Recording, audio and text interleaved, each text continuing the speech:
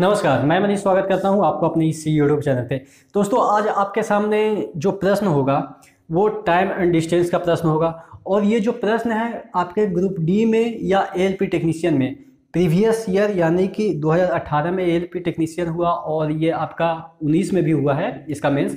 तो इसमें जो टीसीएस ने क्वेश्चन पूछा है उसी के पैटर्न पे आज से हम साइंस हो, ज्योग्राफी हो, जो भी हो, जो टीसीएस ने पिछली बार जो क्वेश्चन पूछा था ग्रुप डी में एएलपी टेक्नीशियन में, उसी को अपन यहाँ पे डिस्कस करेंगे और उसी के पैटर्न को यहाँ पे जानेंगे। क्योंकि आगे जो एग्जाम होगी वो टीसीएस ही देगी। तो एक बार जब शुरू में आता है, कोई भी कंपनी एग्जाम कंडक्ट कराती है तो उसके पैटर्न को नहीं समझ पाते हैं, लेकिन जैसे ही एक दो एग्जाम कंडक्ट कर लेती है तो हम समझ पाते हैं कि इसका पैटर्न क्या है। तो अब उसी के अनुसार पढ़ेंगे। तो पिछली बार जितने भी क्वेश्चन पूछे तकरीबन इतनी मोटी बुक तो बन गई होगी उसके क्वेश्चन के अकॉर्डिंग, क्योंकि बहुत सारे एग्जाम उसने किए, बहुत सारे शिफ्ट में किए, तो इतनी मोटी तो बुक बन गई होगी। तो सभी को हम प्रैक्टिस करेंगे और आज यहाँ पे आप देखेंगे कि टाइम एंड डिस्टेंस के 2-4 प्रश्न कराएंगे, उसमें देखेंगे कि कैसे प्रश्न पूछे गए थे पिछली बार। ठीक है, तो चलिए शुरू करते हैं आज का सेशन। देखिए, पहला क्वेश्चन कर रहा है, after travelling 6 hour a train meets an accident, due to this it must stop 3 hour, after this the train start moving with 54.6/11% of its speed and reaches its destination 12 hours late. If the accident occur 180 km ahead, then train reaches 9.8/11। यहाँ पे 8/11 होगा। ठीक है, 8/11 hour late. Find original speed. अब देखिए कि कह क्या रहा है कि एक ट्रेन है वो एक्सीडेंट हो गया, 3 घंटे रुक गया एक्सीडेंट की वजह से, उसके बाद चलना भी चालू किया तो अपना स्पीड है वो कम कर दिया। कितना % कम किया वो आप देख सकते हैं इस स्पीड। तो वो 12 घंटा लेट पहुंचता है अपने डेस्टिनेशन पे।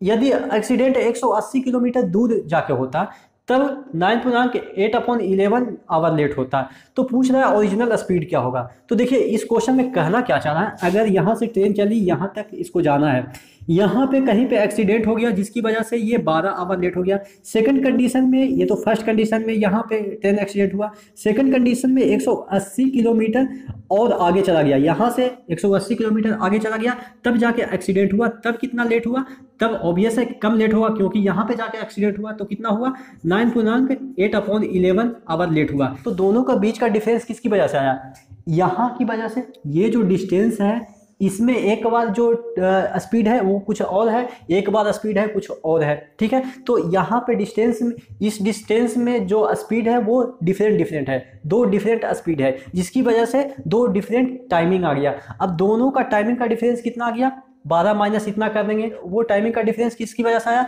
इस डिस्टेंस की वजह से।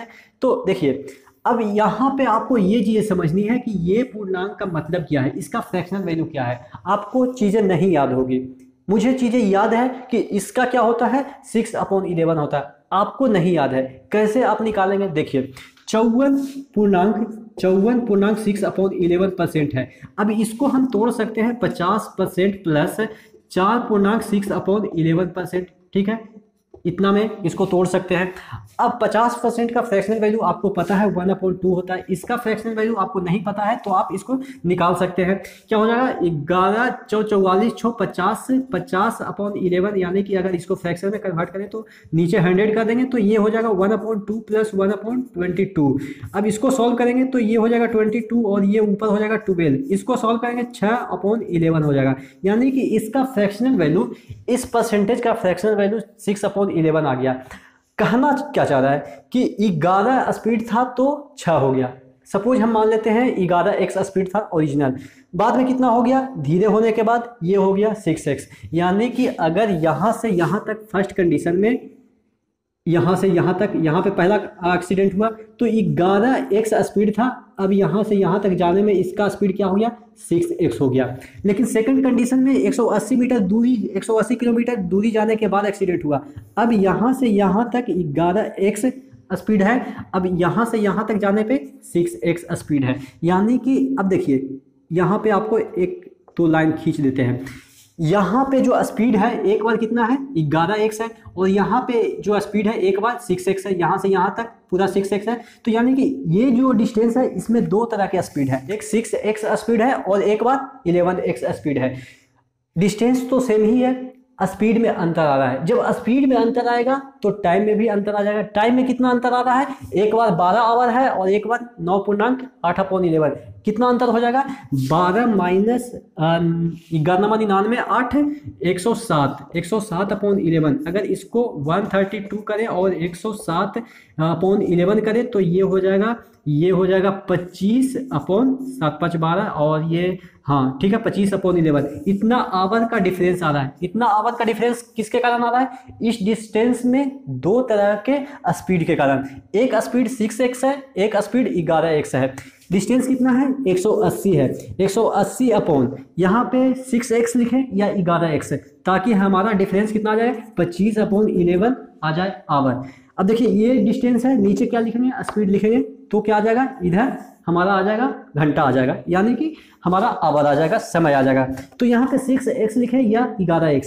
आपको पता है इधर वाला क्वांटिटी बड़ा होगा, उसमें से छोटा वाला घटाएंगे तभी ये पॉजिटिव आएगा, यानी कि यहाँ पे 6x आ जाएगा। 180 फिर से है, यहाँ पे आप क्या लिखेंगे, 11x। ये दोनों क्या है, ये स्पीड है। अब इसका हम एलसीएम ले लेते हैं तो 6 × 11 × x एलसीएम हो जाएगा। ऊपर की बात करें तो 180 कॉमन ले लेते हैं, और अगर यहाँ पे 6x एलसीएम है तो 11 माइनस 6 हो जाएगा। तो ये क्या हो जाएगा, 25/11 इधर हो जाएगा, ये 6×5=11, यानी कि 180 × 5/6 × 11 × x इक्वल टू 25/11। 11 से 11 कैंसिल। आप इसको गुना करने मत जाइएगा, क्योंकि अगर गुना करेंगे तो ज़्यादा लेंदी हो जाएगा। जैसे है वैसे ही रहने दीजिए, छोटे छोटे चीज़ों में रहेगा तो जल्दी आसानी से सॉल्व हो जाएगा। यहाँ से 25 हो जाएगा, और ये हो जाएगा आपका 5 दूनी 10, यानी कि 18 × 2 हो जाएगा, ये कट के, और ये 6 18, यानी कि x की वैल्यू आ गई 6 आ गई। जब x की वैल्यू 6 आ गई, आपका ओरिजिनल स्पीड कितना था, 11x था, तो हमारा ओरिजिनल स्पीड क्या हो जाएगा, 11 × 6 इक्वल टू 66 km/h। इस तरह से इस क्वेश्चन को सॉल्व करेंगे। ठीक है, एक एक स्टेप करके आपको सॉल्व करनी है। आपको परसेंटेज का फ्रैक्शन वैल्यू याद है तो इतना सॉल्व नहीं करनी है, लेकिन अगर नहीं याद है तो कैसे निकालना है ये आपने देखा। उसके बाद ये चीज़ें आप दिमाग में करेंगे, 2-3-4 बार प्रैक्टिस करेंगे, ये स्टेप आप छोड़ देंगे। ये स्टेप छोड़ना है, ये स्टेप छोड़ना है। आपको डायरेक्ट क्या करनी है, यहाँ से स्टार्ट करनी है, यानी कि आपको 5 सेकंड में ये क्वेश्चन सॉल्व करनी है। मैंने समझाने के लिए एक एक स्टेप को इलेबोरेट किया कि कैसे आपको समझनी है, क्योंकि एज ए टीचर मुझे समझानी होती है, ना कि हमें यहाँ पे बना के बस अपना काम निकाल लेनी है। आपको समझानी है, लेकिन आपको कौन सा स्टेप ध्यान में रखनी है, ये वाला स्टेप, कि दोनों का डिफरेंस यहाँ पे जो 180 का जो अहेड होता है एक्सीडेंट वो याद रखनी है, और इसका फ्रैक्शनल वैल्यू याद रखनी है कि फ्रैक्शनल वैल्यू कैसे निकलता है। इस तरह से ये क्वेश्चन 5 सेकंड में सॉल्व होगा। ठीक है, अगला क्वेश्चन आपके स्क्रीन पे दिख रहा होगा। 12 मिनट के अंतराल पे 2 गोलियां चलाई गई। एक व्यक्ति जिस जगह से बंदूक की गोली चलाई गई थी उस स्थान की ओर बढ़ रहा है। 11 मिनट के अंतराल पे दोनों ध्वनियों को सुनता है। यदि ध्वनि की गति 330 मीटर पर सेकेंड है तो व्यक्ति की गति ज्ञात करें। तो देखिए इस तरह का जो क्वेश्चन रहेगा उसमें आपको कुछ नहीं करनी है। करनी क्या है, आपको इस तरह से जो स्पीड दिया रहेगा वेग का, उसका इनटू टाइम का डिफरेंस आएगा, उतना में जो ट्रेवल की गई दूरी है उसको इक्वेट कर देंगे। जो ट्रेन रहे या कोई बंदा रहे, उसका जो स्पीड है, उसका जो समय लगा, उससे। कहना क्या चाह रहा हूँ, देखिए ध्वनि की गति कितना है, 330 है। ठीक है, देखिए 12 मिनट के अंतराल पे गोली की आवाज़ सुनाई देनी चाहिए, लेकिन सुनाई कब दे रहा है, 11 मिनट के अंतराल पे। समय का डिफरेंस कितना आ गया, समय का डिफरेंस आ गया 1 मिनट, यानी कि 60 सेकेंड। सभी को एक ही तरह के क्वांटिटी में हम कन्वर्ट कर देते हैं। इक्वल टू क्या करना है, व्यक्ति का स्पीड। व्यक्ति का स्पीड कितना है नहीं पता, वही तो हमें पता करनी है। कितना देर के बाद सुनाई देता है, अब 11 मिनट के बाद। 11 × 60 कर देंगे, सेकंड में कर देते हैं क्योंकि यहाँ पे सेकंड में किया है, तो ये हमारा आंसर हो जाएगा। देखिए 60 से 60 कैंसिल, 11 × 33, यानी कि 30 मीटर पर सेकंड के स्पीड से व्यक्ति चल रहा है। यही आपका आंसर हो गया। अब देखिए ये चीज़ें हमको समझ में नहीं आई, ये इक्वेशन बना दिया, आंसर निकल गया, हमें समझ में नहीं आए, हम विजुअलाइज नहीं कर पा रहे हैं क्वेश्चन में कि हो क्या रहा है। तो देखिए अब इसको हम प्रैक्टिकली समझाते हैं। ठीक है, यहाँ पे व्यक्ति है, व्यक्ति यहाँ पे है, बंदूक यहाँ पे है, बंदूक यहाँ पे है। ठीक है, यहाँ जैसे ही गोली चली व्यक्ति यहाँ स्थिर रहा, सपोज स्थिर रहा, तो इसको कितना देर के बाद सुनाई देगा? 12 मिनट के बाद सुनाई देगा। व्यक्ति अभी नहीं चला है, लेकिन जैसे ही यहाँ पे गोली चली, व्यक्ति भी इधर जा रहा है, तो अब कितना देर के बाद सुनाई देगा? अब सपोज यहाँ पे पहुंचा तब जाके सुनाई दिया, यानी कि ये 11 मिनट के, ये अब 11 मिनट के बाद सुनाई दिया। ठीक है, बात समझ में आई? पहले व्यक्ति नहीं चल रहा था तो ये जो आवाज़ थी यहाँ तक आती है तो 12 मिनट लगता है, लेकिन व्यक्ति यहाँ पे पहुँच जाता है तो इसको सुनाई देता है 11 मिनट। यानी कि अभी भी इसको इतना ट्रेवल करनी चाहिए, बंदूक की जो आवाज़ है या गोली की आवाज़ है यहाँ पे ट्रेवल करनी चाहिए। उसको कितना मिनट यहाँ से यहाँ तक ट्रेवल करने में लगेगा? 11 मिनट तो इधर से यहाँ तक ट्रेवल कर लिया, लेकिन यहाँ तक आवाज़ जब सुन लिया, प्रीवियस पॉइंट था वहाँ तक पहुँचने में 1 मिनट और लगेगा इसको। यानी कि 1 मिनट में कितना ये चलेगा? ये जो दूरी है, आवाज़ की दूरी है, वो 1 मिनट में कितना चलेगा? 1 मिनट यानी कि 60 सेकेंड में। और इसका स्पीड कितना है? 330। ठीक है, 330 मीटर पर सेकेंड के स्पीड से। तो ये जो दूरी है वो कितना हो गया? 60 × 330। अब यहाँ से ही यहाँ तक तो व्यक्ति गया था, ऐसा तो नहीं है कि यहाँ तक चला गया है। व्यक्ति यहाँ से यहाँ तक गया था और इसका जो डिस्टेंस है वो हमें पता है कितना आ गया, इतना इंटू इतना आ गया, इक्वल टू क्या करेंगे? इतना जो व्यक्ति चला, व्यक्ति का स्पीड कितना है सपोज हमें नहीं पता है तो x मान लेते हैं। कितना समय में गया होगा? जब 11 मिनट के बाद सुनता है तो 11 मिनट में ही इतना दूर गया होगा। तो 11 कर देंगे, 11 × 60 इसको भी, यानी कि 11 मिनट को हम सेकंड में कन्वर्ट कर दिए। तो वही वाला चीज़ तो ऊपर लिखा हुआ है। तो यानी कि प्रैक्टिकली आपको समझ में आ गया होगा कि इस इक्वेशन में हो क्या रहा है। ठीक है, यही वाला इक्वेशन लिखा है, तो इससे आप निकालेंगे कि व्यक्ति की स्पीड क्या थी। ठीक है, समझ में आ गया होगा। अगला क्वेश्चन देखते हैं। यदि एक कार अपनी सामान्य गति से अपनी गति 10 किलोमीटर प्रति घंटा बढ़ाती है तो 75 किलोमीटर की दूरी तय करने में एक कार को 15 मिनट कम समय लगता है। यदि नई गति का उपयोग करके 300 किलोमीटर की दूरी तय करने में कितना समय लगेगा? कह रहा है पहले जितना स्पीड था उससे 10 किलोमीटर प्रति घंटा बढ़ा देता है। तो आपको मैंने एक फॉर्मूला बताया था कि अगर दो तरह का स्पीड है, यानी कि इस तरह से स्पीड घटता है या कभी बढ़ता है, तो हम सपोज पहला जो स्पीड था ओरिजिनल स्पीड x मान लेते हैं। दूसरी बार क्या हो गया? बढ़ गया, यानी कि कितना हो गया? x + 10 हो गया। ठीक है, x + 10 हो गया। तो ये फर्स्ट स्पीड है और ये सेकंड स्पीड है। डिस्टेंस कितना दिया हुआ है? डिस्टेंस 75 किलोमीटर दिया हुआ है। ठीक है, और समय का डिफरेंस है डेल्टा t है वो 15 मिनट, यानी कि 15/60 इतना आवर हो गया।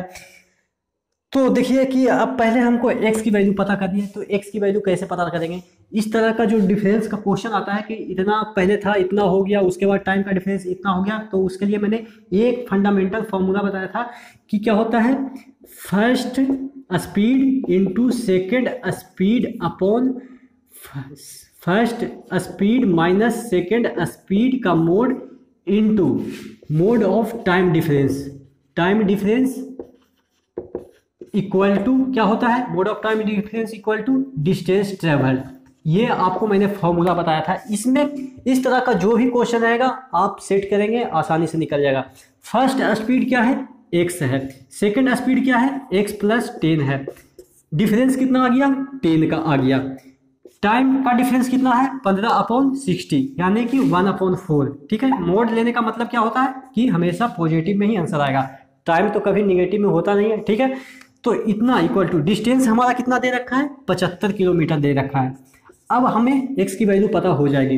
ये हो जाएगा x × x + 10 इक्वल टू 75 × 4 × 10। अब हम इसको सॉल्व नहीं करेंगे। अगर हम सॉल्व करने बैठ गए तो चीज़ें कॉम्प्लिकेट हो जाएगी। कैसे? देखिए हम इसको निकालते हैं।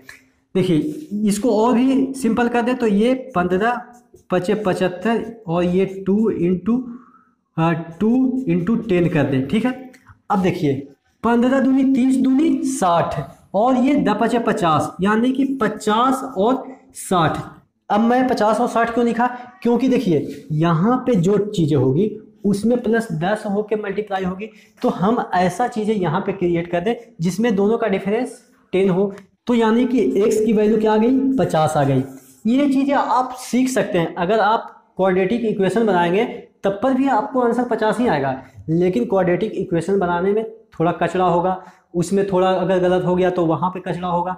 तो इस तरह से आप क्वेश्चन को सॉल्व करने की कोशिश कीजिए कि यहाँ पे देखें कि 10 का डिफरेंस आ गया तो यहाँ पे इस तरह से मल्टीप्लाई करें कि 10 का डिफरेंस क्रिएट हो जाए। यहाँ पे मैंने किया तो 10 का डिफरेंस क्रिएट हो गया। तो इस तरह से आप ट्रिक सीख सकते हैं, ठीक है। तो x की वैल्यू 50 आ गई, यानी कि हमारा जो फर्स्ट स्पीड था वो 50 आ गया।